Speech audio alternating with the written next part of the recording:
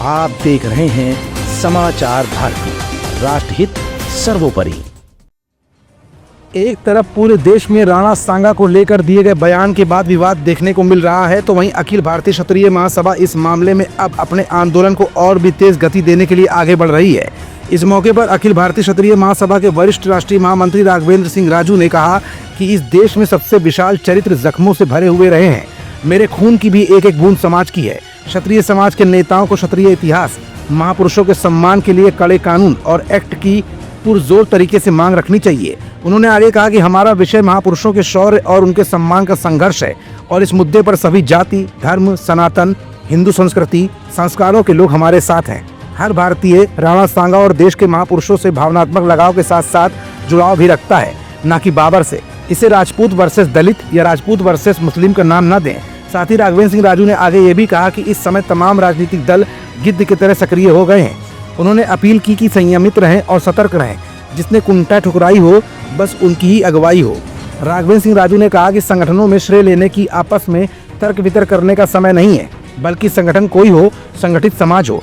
महाराणा सांगा का छत्रपति शिवाजी महाराज का सम्मान सर्वोपरि है। उनका अपमान करने वालों को बख्शा नहीं जाएगा। दर्शन देखा होगा, सबसे पहले फिरोजाबाद के टुंडला में रजावली चौराहे पर जो फर्जी SC SC एक्ट लगाया गया, उसमें भारतीय किसान यूनियन भानु भी हमारे साथ मैदान में आई और सारे संगठन वहाँ मैदान में आए। उस केस को वापस लेने के बाद जिनने SC SC एक्ट का मुकदमा लगाया था, उनके सबके खिलाफ मुकदमा दर्ज हो गया। दिल्ली में जो अंतर्राष्ट्रीय बस अड्डे पर मूर्ति का हाथ तोड़ करके खंडित किया गया था, क्योंकि जानते थे कि नई सरकार बनी है, वहाँ भाजपा की सरकार को कैसे घेरा जाए, क्षत्रियों को कैसे अपमानित किया जाए।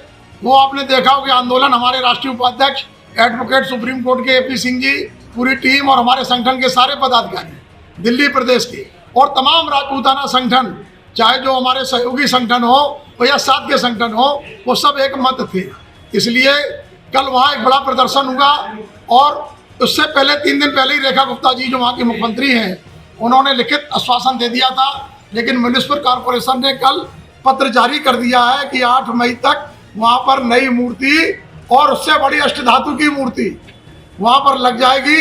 अब वो ठीक है कि सरकार की तरफ से जो बयान आ रहे हैं कि बंदर ने हाथ तोड़ दिया था, बंदर ने मूर्ति तोड़ दिया था। तीसरा, बुलंदशहर में 41 क्षत्रियों के खिलाफ हरिजन एक्ट लगा है, उस पर भी मामला बड़ा गंभीर है। अभी आपने देखा एक राज्यसभा सांसद जिन्होंने गलत बयान दे दिया कि भाई राणा सांगा बाबर को लाए थे। अरे भाई, बाबर को लाने वाले दौलत खान थे जो पंजाब के गवर्नर थे। 1526 में पानीपत के मामले में जब वो उनको यहाँ लेकर के आए, आलम खान और दौलत खान, तो इब्राहिम लोधी को तो कई बार परास्त किया। तो मैं खुद कहना चाहता हूँ सपा सुप्रीमो अखिलेश जी से कि आपका भी एक बयान आया है छत्रपति शिवाजी पर। छत्रपति शिवाजी को गुजरात में राज तिलक हुआ था।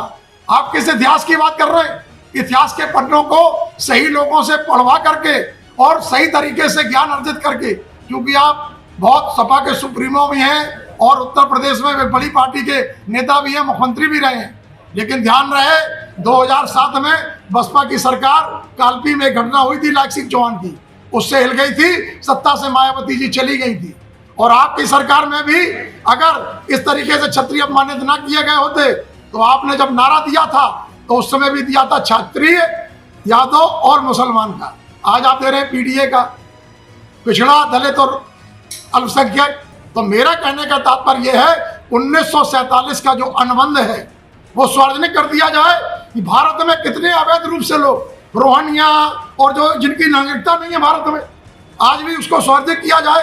और हमसे जो अनुबंध किया था अखंड भारत के निर्माण के लिए, वो भी भारत सरकार सार्वजनिक करे। मतलब साफ है कि राघवेंद्र सिंह राजू का ये बयान उस समय आया है जब तमाम पार्टियां इस मामले में अपनी राजनीतिक रोटियां सेकने में आगे बढ़ रही हैं। यही नहीं, इशारों इशारों में उन्होंने भारतीय जनता पार्टी पर भी निशाना साधा है और समझाने की कोशिश की।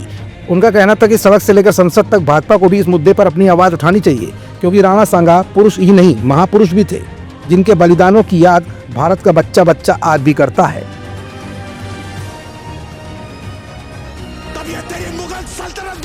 आप देख रहे हैं समाचार भारती, राष्ट्रहित सर्वोपरि।